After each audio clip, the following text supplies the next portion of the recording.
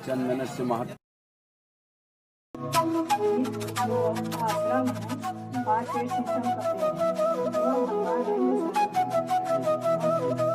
लय रघुनाथ दिखावा कहे राम सब भाष्य। श्रृंगेरपुर धाम है। मैं पूर्व प्रधानाध्यापक कि आप लोग श्रृंगेरपुर आए हैं, श्रृंगेरपुर का दर्शन करें, गंगा जी का दर्शन करें। भगवती गंगा यहाँ की मुखवती है। ये माँ गंगा यहाँ पर सीता माता को भी आशीर्वाद दिए हैं। चंदन से महत्वपूर्णम पवित्रम पापनाशम आपदाम हरते नित्यम लक्ष्मी तीर्थ स्वर्ग मंत्रार्था सफलासम पूर्णासम शत्रुनाम दुखनाथो तो मित्राणाम।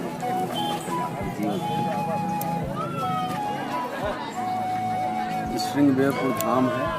श्रृंगेरपुर धाम के तीर्थ पुरोहित मेरा नाम शारदा प्रसाद त्रिपाठी और मैं पूर्व प्रधानाध्यापक जूनियर हाई स्कूल श्रृंगेरपुर का पहले शिक्षक रहा हूँ।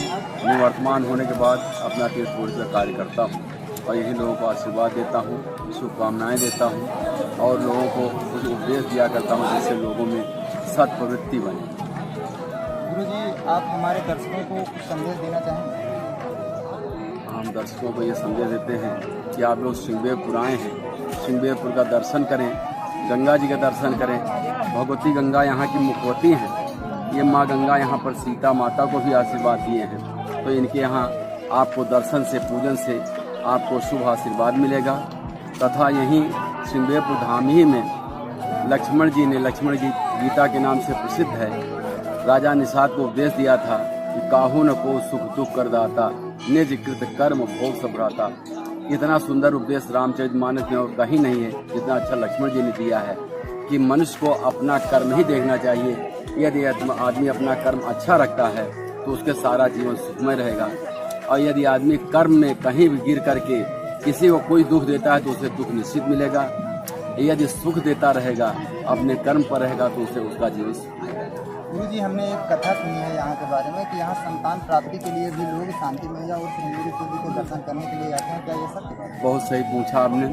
ये आज तक भी सत्य है क्योंकि हम लोग देखते हैं, बचपन से देखते आए हैं कि यहाँ पर जो मेला है उसका क्षेत्र ज़्यादा से ज़्यादा फाफा मऊ तक के लोग यहाँ आते हैं। लेकिन जब कभी सहसों के लोग और दूर के लोग आते हैं, यहाँ मुंडन कराते हैं बच्चों का, तो उनसे पूछते कि भैया कैसे आए, तो उन्होंने कहा कि हम यहाँ कहे थे, देवी से मानता किए थे कि हमको शांता देवी श्रृंगी महाराज पुत्र देंगे तो मुंडन कराएंगे। तो यह पुरानी लौकिक कथा नहीं है, वैदिक कथा है। यही श्रृंगी सिंह महाराज अयोध्या जी जा करके वहाँ पुत्रेश यज्ञ करवाए थे। तो श्रृंगी सिंह जो पुत्रेश हुआ तभी भगवान राम लक्ष्मण शत्रुघ्न का अवतार है। इसलिए आज भी जो श्रृंगी सिंह के धाम में आकर के मनौती करते हैं कि प्रभु को पुत्र दीजिए, तो आज भी पुत्र होते हैं, निश्चित है। एक बात और है कि हमने रामायण कथा के अनुसार यहाँ भी सुना है कि शांति मैया है ये पुत्र। जी हाँ, ये विष्णु पुराण में लिखा हुआ है कि माँ शांता जो है दशरथ पुत्री, विष्णु पुराण की बात है, मौखिक बात नहीं। दशरथ की पुत्री हैं और ये राजा रोमपाद के यहाँ पटना में रहती थी। राजा रोमपाद ने इनको दक्षिणा के रूप में श्रृंगी सिंह महाराज को दिया। श्रृंगेरपुर धाम प्रयागराज से पश्चिम की ओर प्रयागराज लखनऊ मार्ग पर 35 किलोमीटर दूर स्थित है। यह श्रृंगेरपुर धाम महर्षि श्रृंगी ऋषि के नाम से जाना जाता है। श्रृंगी ऋषि विभांडक ऋषि के पुत्र हैं। इनकी माँ हिरणी थी, हिरण के गर्भ से उत्पन्न होने कारण इनके श्रृंग थी, सींग। तो ये सींग वाले ऋषि श्रृंगी ऋषि कहलाए। श्रृंगी ऋषि महाराज के नाम से श्रृंगेरपुर धाम। जब राजा दशरथ को पुत्र लाभ नहीं था तो राजा दशरथ एक बार वशिष्ठ जी के यहाँ गए और उन्होंने गुरु से प्रार्थना किया कि हमारे पास कोई पुत्र नहीं है। उनसे प्रार्थना किया पुत्र ही से गृह और बाहर की शोभा बढ़े, पुत्र ही से राज धन संपत्ति सुहावे है, पुत्र ही से वंश चले नाम होए धरा पर, पुत्र ही से पितृगण अन्न जल पावे हैं। बद्र जो सुपुत्र जावे कीर्त बढ़ावे धन, लोक परलोक पितमात को बनावे हैं। बिना एक पुत्र जग जन्म है निकाम, धन धाम बिनु काम को नमोहि तुम कछुआवे है। ऐसा जब प्रार्थना किया तो वशिष्ठ जी ने कहा कि आप धैर्य धारण करिए, आपको एक पुत्र नहीं आपके 4 पुत्र होंगे, बड़े यशस्वी होंगे और पूरे संसार में उनका नाम रहेगा। और उनसे आपका यश बढ़ेगा। इस प्रकार आशीर्वाद दे करके महर्षि वशिष्ठ ने श्रृंगी ऋषि को बुलवाया और श्रृंगी ऋषि को बुलवा करके पुत्रेश यज्ञ करवाया। राजा दशरथ के यहाँ पुत्रेश यज्ञ करने के बाद जब श्रृंगी ऋषि ने आहुति दिया, भगत सहित मुनि आहुति दी ने, जब इन्होंने आहुति दिया तो अग्निदेव स्वयं साक्षात प्रकट होकर के फल लेकर के राजा दशरथ को दिया और कहा इसको ले जाकर के अपनी रानियों में दीजिए, जैसे चाहिए वैसे भाग बना लीजिए। उस प्रकार से राजा दशरथ ने पहले आधा भाग कौशल्या माता को दिया, उससे भगवान श्री राम उत्पन्न हुए। फिर आधा किया, 1/4 भाग कैकेयी को दिया, उनसे भरत जी आए और जो चौथाई बचा उसमें फिर 2 भाग करके कौशल्या और कैकेयी के यहाँ से सुमित्रा जी को दिलवाया। सुमित्रा से लक्ष्मण जी और शत्रुघ्न जी उत्पन्न हुए। इस प्रकार से राम, लक्ष्मण, भरत, शत्रुघ्न 4 पुत्र भगवान की कृपा से राजा दशरथ को उत्पन्न हुए और राजा दशरथ बड़ी खुशी मनाए। इसके बाद यहाँ तक तो तीर्थ के नाम से रहा, श्रृंगी ऋषि के नाम से तपोभूमि श्रृंगेरपुर। इसके बाद भगवान राम जब वनवास चले तो सीता, सचिव सहित 2 भाई श्रृंगवेरपुर पहुंचे जाइए। भगवान राम सीता जी के साथ, लक्ष्मण जी के साथ और अपने सुमंत मंत्री जी के साथ रथ से श्रृंगवेरपुर आए। यहाँ पर आकर के गंगा स्नान किया, गंगा जी का पूजन किया।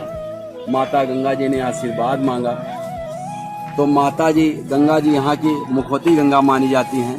गंगा जी कहीं बोली नहीं, गंगोत्री से निकल करके गंगा सागर तक गई हैं, कहीं किसी से कोई संवाद नहीं है। लेकिन यहाँ पर सीता जी को बहुत ही सुंदर आशीर्वाद दिए हैं। प्राणनाथ देवर सहित कुशल कौशलाई, पूजी सब मन कामना, सुजस रहा जग छाए, ऐसा आशीर्वाद दिया माता सीता जी को। भगवान राम ने यहीं पर कहा कि गंग सकल मुद मंगल मूला, सब सुख करनी हरन सब सूला। भगवान राम ने गंगा जी की बड़ी प्रशंसा किया। उसके बाद राजा निषाद आए। राजा निषाद ने कहा कि चलिए हमारे आप नगर में रहिए। तो भगवान बोले कि बरस 4 10 बास बन, मुनिव्रत बेसहार, ग्राम बास नहीं उचित। जब ऐसा कहा तो निषादता व निषाद पति उर अनुमाना, तर शिष्पा मनोहर जाना। निषाद राज लेकर के रामचौरा, यहीं से 2 किलोमीटर दूर पूरब की ओर रामचौरा घाट है, वहाँ पर ले जाकर निषाद राज ने किया। उनकी बगीचा थी, शीशम के पेड़ के नीचे जब उनको कर दिया तो भगवान राम ने कहा बहुत अच्छा है। वहीं पर राम जानकी अपने राजसी वस्त्र उतार करके और बरगद का दूध मंगाया, पट क्षीर मंगा करके अपना जटा मुकुट बनाए। जटा मुकुट बना करके राम सीता जो है वहीं जमीन पर कुशा की साथरी पर शयन किए। लक्ष्मण जी उनका चरण दबाए, चरण दबा करके कुछ दूर पर कछुक दूर सज बाण सरासन, जागन लगे वो बैठ वीरासन। कुछ दूर पर लक्ष्मण जी धनुष पर बाण चढ़ा करके बैठ गए, पहरा देने लगे। वहां पर राजा निषाद को कुछ संदेह हुआ। वो जाकर लक्ष्मण से वार्ता करते हैं कि अयोध्या में सोने के महल में मणियों के सेज में सोने वाले प्रभु आज जमीन में सो रहे हैं, कुशा की साथरी पर है, तब भी आपका धनुष पर बाण चढ़ा हुआ है। तो लक्ष्मण जी ने निषाद को समझाया कि काहू न को सुख दुख कर दाता, निज कृत कर्म भोग सब भ्राता। ऐसा उपदेश दिया और यह उपदेश पूरे विश्व के लिए है, पूरे मानव के लिए है। इस प्रकार से रामचौरा घाट में भगवान रात में शयन किए। सवेरे उठ करके मांगी नाव न केवट आना, यहीं का संवाद है। केवट से नाव मांगे, केवट नाव नहीं ला रहा था। कहा कि हम आपको जानते हैं महाराज, आपके चरण छूने से हमारी नौका जो है स्त्री बन जाए। फिर जब बहुत जिद किया तो भगवान राम कहा कि लीजिए चरण धो लीजिए। भगवान राम के चरण धोए गए। उसके बाद केवट अपनी नौका से उनको भगवान राम को पार किया और पार करके जब रेता में गए, भगवान कुछ अंगूठी देने लगे उतराई के रूप में। तो केवट ने कहा कि हम उतराई नहीं लेंगे, आज नाथ में काह न पावा, मिटे दोष दुखदारी दावा। आज हमारा सब दोष मिट गया, हमको सब कुछ मिल गया। उसने मजदूरी ने लिया। भगवान राम जानकी और लक्ष्मण जी यहाँ से प्रयाग की ओर चले, साथ में निषाद राज हो लिए। तो श्रृंगेरपुर से प्रयागराज गए और प्रयाग से ये श्रृंगेरपुर संक्षिप्त बना। बोलो सियावर रामचंद्र की जय।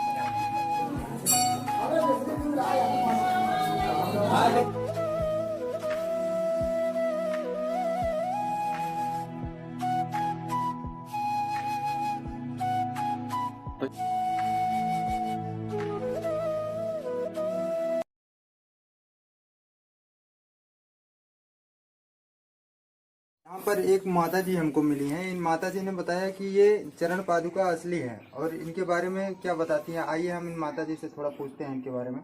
नमस्ते माता जी। नमस्ते भैया। माता जी, आप क्या बता सकती हैं कि इन चरण पादुका या श्री राम के बारे में, राम घाट के बारे में कुछ बता सकती हैं? एमा भैया यह बता सकती थी, जो आश्रम है 5 पेड़ शीशम का पेड़ है, वहाँ भगवान आए विश्राम किया। तो